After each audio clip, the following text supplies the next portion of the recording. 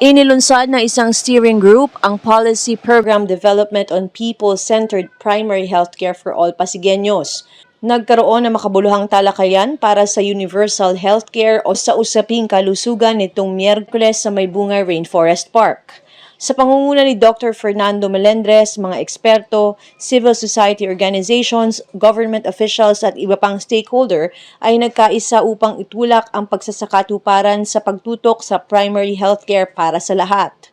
Nangako ang kapulungan ng mahigit 100 pinuno at iba pang kinauukulang Pasigueño na sasabak sa mapanghamong kampanya para sa nasabing advokasya. Ang kaganapan na pinangasiwaan ng tambuli ng mamamayan ng Pasig at United Civil Society Organization na dinaluhan ni dating Department of Health Secretary Enrique Ona, mga opisyal ng Pasig Medical Association, mga socio-civic leaders at ilan pang barangay officials. Ipinaglalaban namin yung na maipatupad na yung isinabatas na Universal Healthcare Law. Bagamat ipinapatupad na sa Pasig yung mga pagsuporta ng PhilHealth doon sa secondary at tertiary care, yung nasa mga ospital, wala pa tayong nakikitang suporta ng PhilHealth doon sa tinatawag nating primary health care. Yan nasa batas, no? Na dapat magtulong-tulong ang PhilHealth, ang local government at ang Department of Health para magpatupad ng isang libre at malawakan at talagang komprehensibong primary health care. Dahil ito yung unang patingin ng tao sa doktor, no? Dapat may doktor ang mga tao na kumbaga ito ang mga giging dahilan para yung mga serious na sakit, no, pareho ng cancer, puso, diabetes, baga, lahat yan ma-diagnose ng maaga para hindi na lumala. Ito ang magiging sagot para hindi maging malaki ang ating gastos sa tinatawag na secondary at tertiary care. Kasi sa ospital, napakalaki na ng gastos.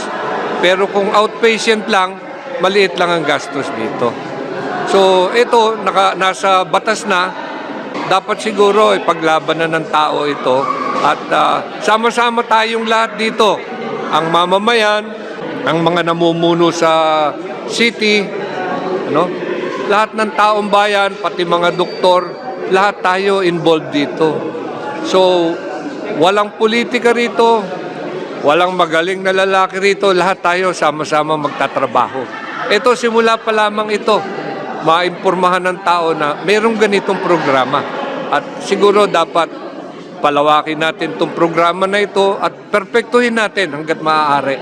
Mensahe natin sa Pasigueño, yung pag-aayos ng primary healthcare program na yan, na siyang magiging sagot para mapababa ang gastos sa pangangalaga ng kalusugan ng Pasig. Ito ay effort nating lahat, no? Lahat ng namumuno sa Pasig, pati mamamayan, pati mga doktor, effort po nating lahat ito at lagay ko mararating natin yan sa tulong ng lahat. Itong programang ito is very unique and at the same time napakahalaga na dapat sigurong gawin sa bawat barangay ng ating bansa para maintindihan ng ating mga kababayan, lalong-lalo na yung ating mga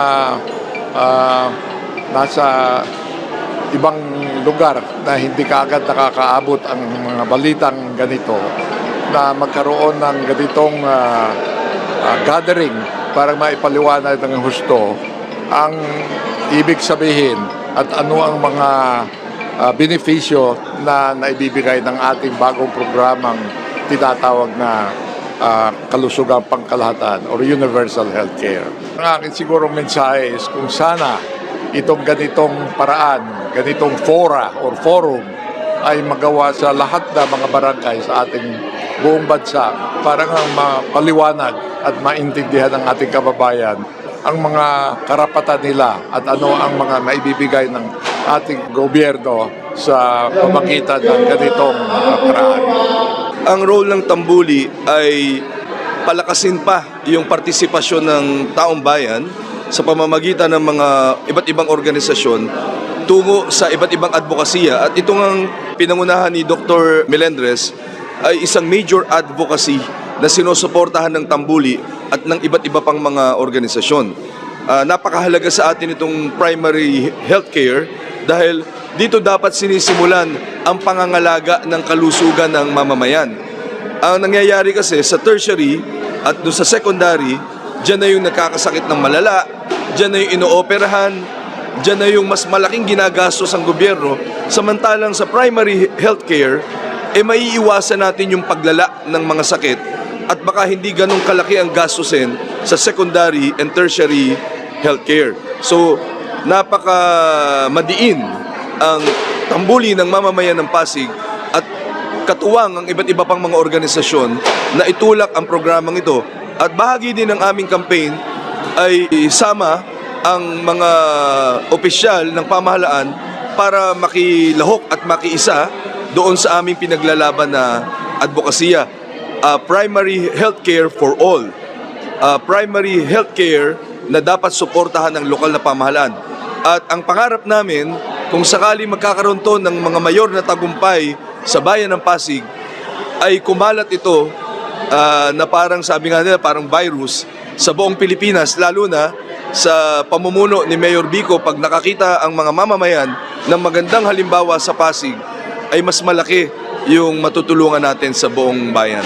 So ito yung emphasis ng Tambuli. Nakakatuwa nga dahil siguro yung mga matitinik na manggagamot natin sa Pasig sa pangunguna ng Pasig Medical Association, no? Narito yung mga opisyal at syempre yung ating special na panauhin si Dr. Ona, dati nating sekretaryo ng Department of Health nung panahon ni Presidente Pinoy. Malaking bagay yung inspirational message niya at pagbibigay diin niya doon sa konsepto ng universal healthcare at primary healthcare. Napakalaking bagay sa atin. Magbe-benefit dito yung taong bayan, no? Yung implementasyon, hindi ito kaya ng mamamayan lang. So kailangan magsalubong ang effort ng lokal na pamahalaan, ng mamamayan at ng mga tinatawag nating stakeholders. From government officials hanggang sa iba't ibang mga pribadong inisyatiba at mula sa iba't ibang organisasyon ng mamamayan hanggang sa mga opisyal ng barangay, magsama-sama para ipaglaban yung konsepto ng primary healthcare. Pinapaabot natin sa mga mamamayan ng Pasig, makakarating sa inyo ang kampanya na ito dahil titiyakin ng Tambuli kasama ang iba't iba pang mga organisasyon at mga katuwang natin sa pamahalaan na papalaganapin natin ang kampanyang ito para higit na maunawaan ng bawat mamamayan ang mahalagang konsepto ng primary healthcare. Hindi ito programa lamang ng pamahalaan. Hindi ito mistulang batas lamang. Ito dapat ay programa at angkinin ng taong bayan. So doon kami nakaangkla sa konsepto na ito, ulitin ko, ay programa ng taong bayan at para sa taong bayan. Maraming salamat sa iNews. Salamat sa inyo sa inyong mahusay na pagsubaybay sa mga mahalagang kaganapan sa siyudad ng Pasig. Kami po yung nag-initiate nito. Sa simula, pinag-aralan namin, nangalap ng mga research, tapos syempre, tungkol sa usapin ng pangkalusugan, dapat may doktor. Andyan nga si Dr. Nanding Melendres. Ang tingin natin sa programang ito, kailangan bigyan ng kaalaman ang buong mamamayan ng Pasig. Kaya sinabi kong buo, mula sa bata hanggang po sa mga lola't lolo o senior citizen. Mas malaki po ang magiging benepisyo nito sa lungsod ng Pasig kung napakinggan sana ang programa.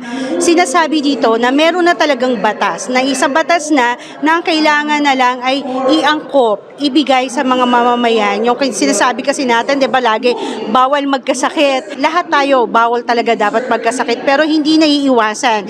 Since meron ng mga batas dyan, dapat ay implement na para sa buong mamamayan ng Pasig. So ang magbebenepisyo dito, lahat po tayo, wala hong iiwanan, bata, matanda, babae, lalaki, lahat po tayo kasama. Kasi pag sinabing pangkalusugan yan, hindi lang usapin ng physical, kailangan meron din tayong peace of mind. Ang mensahe ko po, sana po buong mamamayan ng Pasig ay makilahok para po maisakatuparan na kung ano man ang gusto natin na i-implement para sa pangkalusugan. Kasi ho, tayo dito sa Pasig, ang haba pa ho ng pila. Alam ho natin yan, marami yung nakakaranas na kapag ka pumupunta tayo sa ospital o kaya sa mga health center natin, minsan wala pa ang doktor, hindi ba?